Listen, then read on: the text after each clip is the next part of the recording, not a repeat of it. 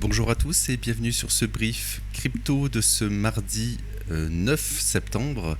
On fera le point comme d'habitude sur le Bitcoin, Ethereum et ETH/BTC. Alors avant cela, merci encore à ceux qui ont répondu au questionnaire. Le lien est toujours en description et je donnerai des nouvelles sur le Discord. Donc également le lien est en description. On va passer sur le calendrier éco. Aujourd'hui, j'en avais parlé hier, mais lundi et mardi pour le moment il n'y a pas grand chose. C'est surtout mercredi, donc demain et jeudi qui aura des news éco importantes, le PPI notamment et l'inflation aux États-Unis. N'hésitez pas à aller voir ma vidéo également elle va apparaître en haut à droite de l'écran sur les stats éco de la semaine passée et ceux de cette semaine. On va passer également sur les ETF. Les ETF, on a eu des inflows hier sur le Bitcoin ici, des inflows et également sur. Alors ETH, il me semble que c'était des outflows. On va vérifier cela. Alors également des inflows très légèrement. Alors c'est pas très visible, mais on a également des inflows hier.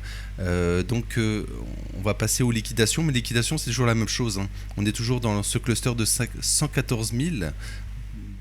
Ici en fait finalement. Finalement il se passe pas grand chose depuis hier.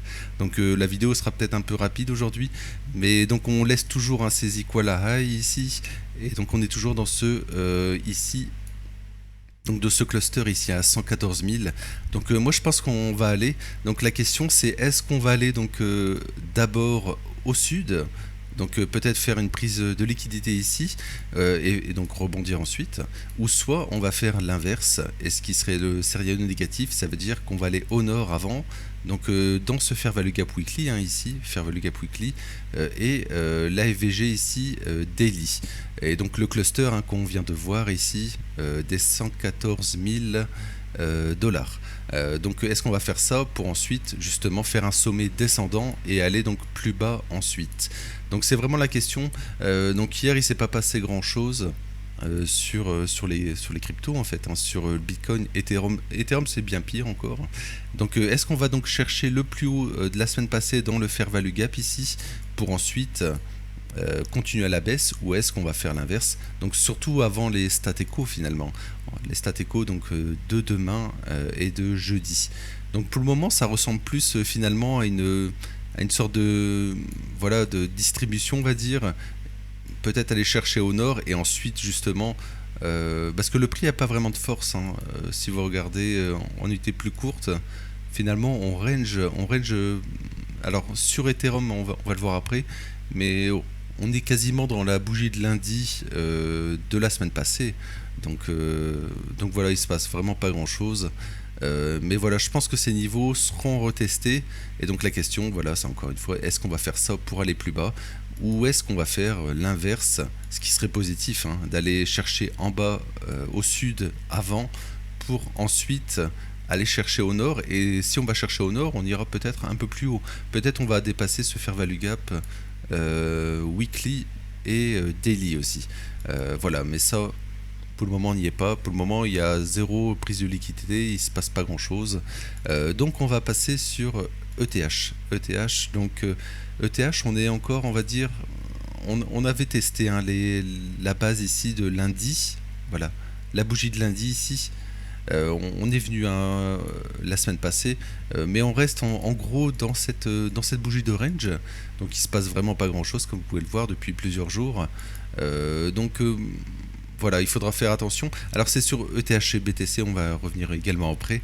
On avait pris au sud. Pour le moment, je pense qu'on ira chercher le plus bas de la semaine passée sur ETH, mais après on laisse vraiment tous les plus hauts daily, etc.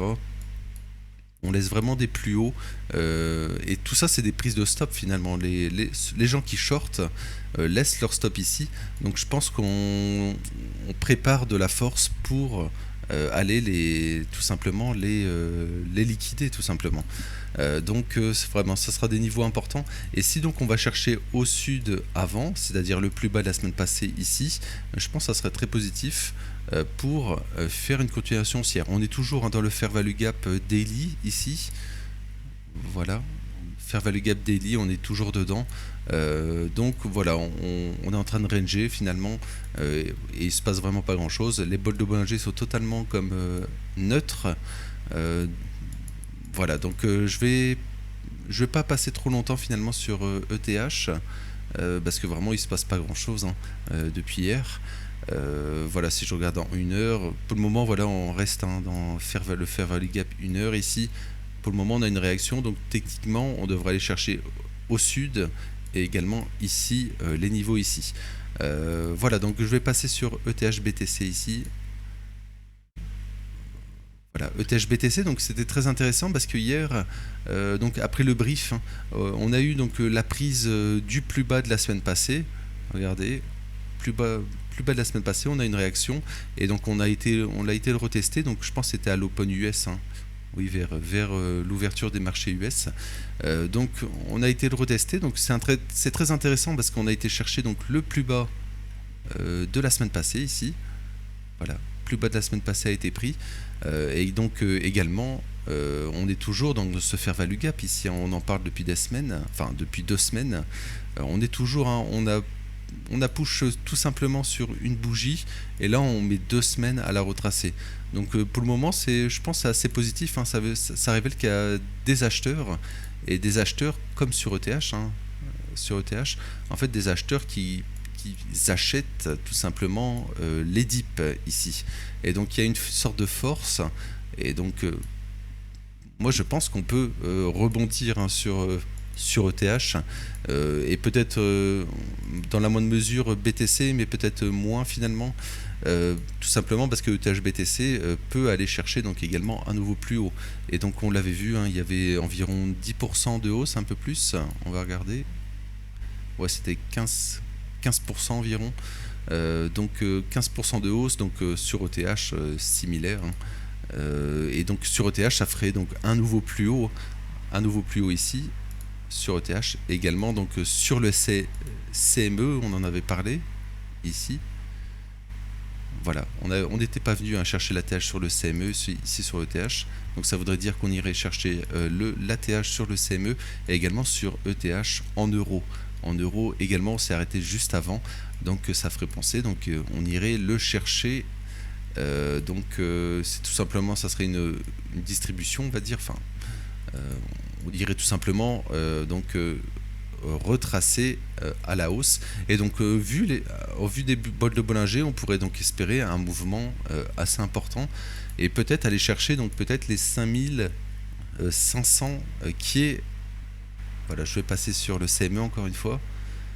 Si on met les contrats ajustés en bas à droite, qui serait en fait l'ATH ici, des contrats ajustés ici, donc vers les 5500. Donc il resterait, on va dire, presque 20% de hausse potentielle sur ETH.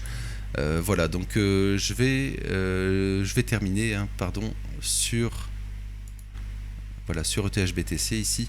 Voilà sur ETH BTC. Donc moi je pense qu'on ira ici.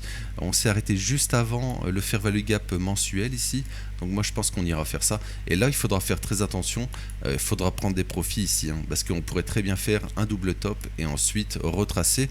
Parce qu'on a pris, alors sur ETH, on va y retourner encore une fois. Mais on a pris depuis pas les plus bas mais presque. Ici, voilà, on avait pris plus de 250%. Donc il y aura un retracement. Ça c'est sûr. La question, donc on a des zones de fair value gap weekly ici et également ici. Donc la question, donc est-ce qu'on va faire ça avant ou est-ce qu'on va faire l'inverse, c'est-à-dire retracer tout de suite pour ensuite remonter. Voilà. Pour le moment, donc tant qu'on garde le fair value gap daily ici, c'est haussier, il faut spéculer à la hausse. Voilà, donc rapidement sur ETH BTC, donc il n'y a pas grand chose de plus à dire. On est également dans ce fair value gap daily. On range finalement, il se passe pas du tout grand chose.